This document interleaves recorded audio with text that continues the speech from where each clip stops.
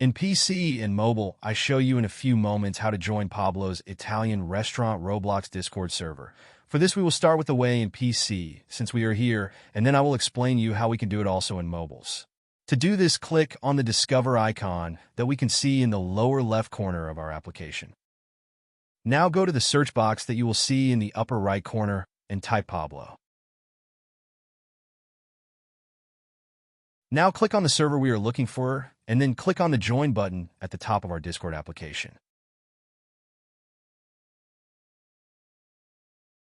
Congratulations, you are already inside the Discord server on PC. On mobiles, it is quite likely that you cannot do this same process, as it does not usually show the option to discover. That's why I'll leave a link to access to this server in the description of this video. Simply access the description and click on it, and thereby automatically access the Discord server without doing anything else. Please give a like to this video, comment, and subscribe. Until the next one.